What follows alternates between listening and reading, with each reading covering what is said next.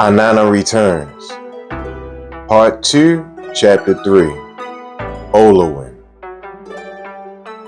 Innana and Melinar stepped into the transparent oval and sat quietly.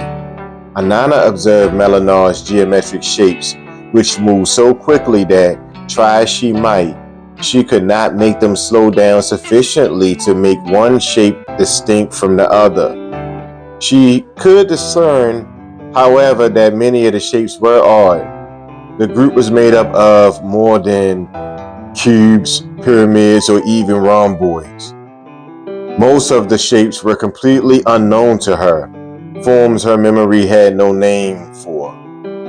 Melinar reminded her that his geometry of brilliance represented a coded language. As his thoughts formed, corresponding shapes would appear full of intricate nuances of his thought pattern. The faster his thoughts formed, the faster the geometric display shifted its patterns, and a rainbow of colors responded, becoming more intense with his thoughts were more passionate or his curiosity were satisfied. He could make sounds of a spoken language, but Melinar found pure thought far more interesting, as it conveyed more than words ever could. These thoughts automatically formed themselves in Innana's mind as knowing. Innana was very pleased to have her old friend back in her reality. For a while, the two of them simply sat and exchanged information, renewing old ties and memories. Innana remembered how delightful it was to be a form such as Melinar. It was difficult now to think why she had wanted to lead such a pure state of beauty. A strange raw energy intruded on their nostalgic reveries. A very tall warrior with an axe in hand stood before them. His throat was slit from ear to ear, not at all attractive. The man was obviously in shock and terribly confused. "Who the hell are you?" he demanded. Innana recognized him. It was Olywynn, one of her multidimensional selves. She had projected Olywynn into the northern island in the 2nd century. His DNA had looked promising, but it had all gone wrong. He would never listen to her, no matter what form she took when she appeared to him. It was obvious that the form she was in now would be of no use either. Olywynn was finding her voluptuous but firm body very appealing. "Hey, what do we have here? You're as fine as lass as I ever seen or laid eyes on. By the gods, your skin is blue." Innana quickly changed her hologram into Olywynn's mind. She left Melinar in his geometric form, thinking Olywynn might identify him as a fairy light. For herself, she assumed the guise of a druid priest, tall and awe-inspiring, but not too rigid or judgmental. Olywynn gazed at the priest, confused. Where did she go? Who the devil are you? He was having a very bad day. He had passed out from his usual excess of med when a strange thing had occurred. First, there had been a quick, sharp pain, and then he was floating above his strong, handsome body, looking down on a gruesome scene. His own son was standing over Olowynn's body, holding a long, bloody, sharp-edged dagger. The bewildered son was trembling and crying in agony. Olywynn gazed down to see his own blood gush like a river from his throat, which was open all the way across. Olywynn was accustomed to such sights, but this was different. This was his own throat and his own blood. The door flew open as Olowynn's wife and brother rushed into the room. The wife embraced their son, thanking him for avenging her honor. Olowynn's brother slapped the young man on his back, promising him that someday he would be king. Olowynn's son became hysterical, and he fell over the body, sobbing, "Father, I have murdered thee, Father." Olywynn hovered around the body as long as his concentration would allow him to. He could see the truth of the drama. His pretty wife had been sleeping with his brother, and the two of them had conspired to murder Olywynn, take his castle and his kingdom, and put his brother on the throne. The only person who could get close enough to Olywynn to murder him was his very own son. It had taken his wife long hours of theatrics and horrid stories of cruelty to convince her son that Olywynn must be done away with, but finally she had succeeded. Even Olywynn knew it had been wrong to beat her, but now he was dead and floating above what used to be his castle. He was disgusted by the sight of the celebrations around the castles, and his son was not recovering. After a time, he felt a strange force pulling on him, and Olywynn felt very confused. He decided to follow the pull wherever it might lead. He had never let fear get in his way, so he stood facing a druid priest surrounded by what looked like fairy lights. The druid priest spoke. "Olywynn, we have been expecting you. You must soothe yourself and try to be calm. You will be taken care of here. No one will judge you. You are among friends." Innana looked at the slit throat and decided to repair it at once, mainly because it was so hard to look at. Grotesque, really. Anyway, Olywynn had suffered enough. He didn't need to walk around with this gullet hanging out to remind him of the things that hadn't gone so well. Olywynn felt his restored throat. "Say, how did you do that?" Sighing, he dropped his axe and collapsed in front of the druid, exhausted and very thirsty. By the gods, he hadn't had anything to drink in 3 days. Or was it 3 years? The priest spoke again. "Now, Olywynn, perhaps we should review your memory data. Are you feeling strong enough for such an experience?" "Am I dead?" Olywynn asked. "It's always the same," Innana explained to Melinar. "They don't even know that they are dead, and I have to gradually get them comfortable in their new state. It's a lot more work than I thought it would be." "Yes, Olywynn, you are dead.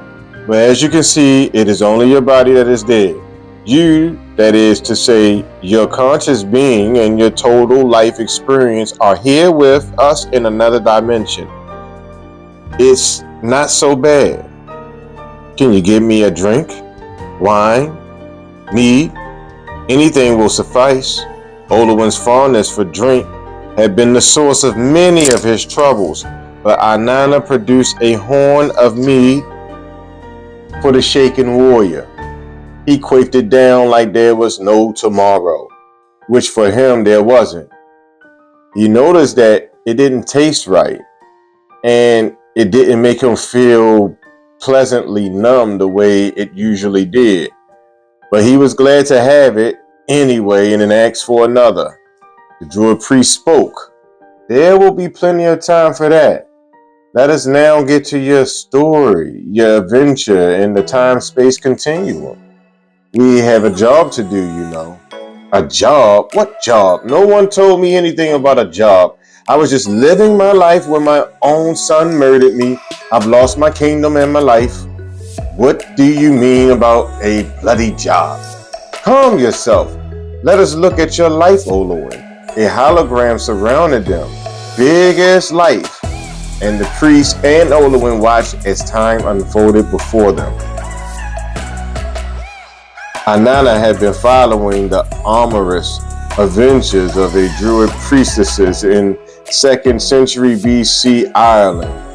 In the western section of the island, a race of beings live in a wild, remote landscape, and there they worship nature. High sea cliffs, strong winds, green forests gave a poetic, mystical flavor to this wild and beautiful land.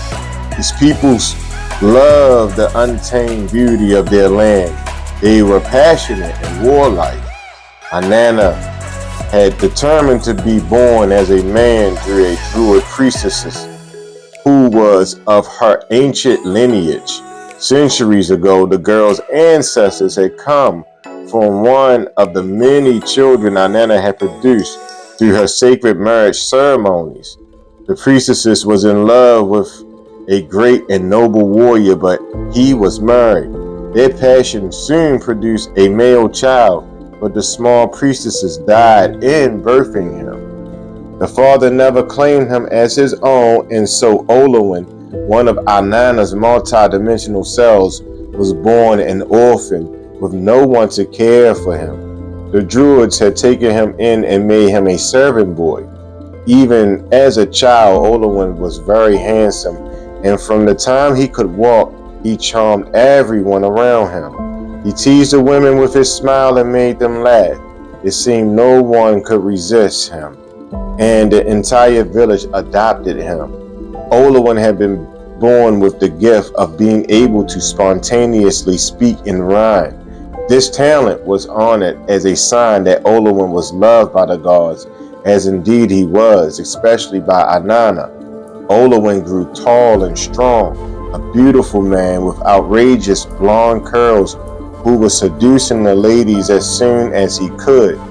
But it was his expertise with the axe that won him his fame and fortune. In battle, Olywynn would go into a sort of a trance, becoming a force, and in a frenzy of fearlessness, he could cut down foe after foe, chopping their heads off with one clean cut from his axe. As his reputation grew, people came to think of him as a god. It was whispered that the gods had fathered this orphan and that he was immortal. Anyone who knew Olywynn's reputation feared to approach him in battle. He also challenged any who spoke in rhyme to a competition, and he always won. As he continued to defeat anyone in rhyme and in battle, it was only natural that the local people soon declared him king. He moved into the big castle, adding his collection of severed heads to the surrounding castle wall, a quaint custom. You might imagine the ghastly specter of such a wall would encourage a passing warlord to stop and think before attacking. Olywynn had always loved to drink anything. Now that he was king, there was no one to stop him from his drinking or from doing anything else he wanted to do. He answered to no one. Without much effort, he had all the women he wanted. They practically threw themselves at him. No one could believe it when he finally married. They all said his wife must have bewitched him or put herbs in his mead. It was true that this pretty young girl came from a long line of witches. Some dared to whisper that the power of her sexual allure came from magic. She wanted Olywynn, but she also wanted wealth and position, and she gave Olywynn the son he demanded. One day, a man who resembled Olywynn showed up at the castle gate claiming to be the son of the great warrior who was rumored to have fathered Olywynn. They did look a great deal alike, although Olywynn was far more handsome and much taller than this mysterious new brother. Olywynn was basically trusting, and he took the brother in, glad to have someone to drink and carouse with. It would be good for his son to have an uncle, and his brother was rich and an asset to the court. Olywynn barely noticed the electricity between his pretty little wife and his new brother, but everyone else did. The brother also spent many hours with Oluwynn's son, teaching him swordsmanship and history. It was quite a family for a while. Innana, who had incarnated into Olywynn and was simultaneously watching him as her total self, began to see that she was losing the battle with his lower nature. The powerful programming contained in the flesh and blood came to rule him. Spirit was being swapped by matter and the five senses. During this period, Innana made special attempts to distract and inspire Olywynn. She appeared to him as a dragon, a god, a goddess, big mistake, and finally an ancient warrior. She encouraged him to go off by himself to contemplate the source of his poetry and his greatness. But even when she could get him to listen, which wasn't very often, even when he would make her promises and agree to do thus, and so he would just immediately go off, get drunk, forgetting everything that they had discussed. It was enormously frustrating for her. Olywynn had the perfect set of recessive genes. He was gifted. He could have accessed all the dimensions even while living in his human body, and he could have brought enlightening frequencies onto the earth. But no, he preferred to get drunk and seduce women. What a colossal waste. Innana almost stopped following his life. It was so boring and repetitive, and eventually even his poetry became dull. Marriage didn't keep Olywynn from his ladies. He was inclined to think anyone in skirts belonged to him, if only for a night. You can imagine the senses in the castle when his wife, she was possessed of a fiery temper, and she unleashed it upon Olywynn whenever it suited her. As the years passed, she became more and more of a whining shrew. She even began to get on Innana's nerves. You couldn't blame the woman, but by the gods, her jealous tirades and wild tantrums were more than anyone in the castle could bear. Everyone knew that Olywynn was naughty, but he had always been that way, and he was so charming and handsome. They saw his wife as a witch and thought it was no wonder he fooled around. Then the drink started to have its inevitable ugly effects on Olowynn's mind. He began to deteriorate. He took to beating his wife when she railed at him. He was big, she was little, and the scenes got ugly. She would run to Olowynn's brother crying and showing the blood her bruises. In time, she succeeded in turning her son, Olowynn's brother, and most of the court against their king. Olywynn became more and more violent. Each night he drank himself into a stupor, passing into oblivion. He was carried nightly into his bedroom by his faithful servants, who would have killed anyone who tried to touch the king. Olywynn had saved this man's life in many battles. No one would have dared to attack. Olywynn, face to face, even drunk, he was still formidable. There was only one who would be allowed to enter the king's bedroom, and that was his son.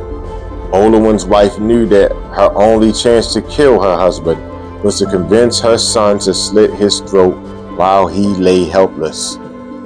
Olywynn stared vacantly at the hologram of his life. Innana almost became herself again, but quickly shifted back into the form of the familiar druid priest. And so, my son, you see how things have gone for you. Unable to get his bearings at first, Olywynn felt dizzy by the transparent movie playing out before him. He didn't want to see again the part where his blood gushed out of his throat. The priest shut off the replay, and all was quiet for a few endless moments. Regaining some composure, Olywynn spoke. So, what was all this about a job to do? At least his curiosity wasn't dead.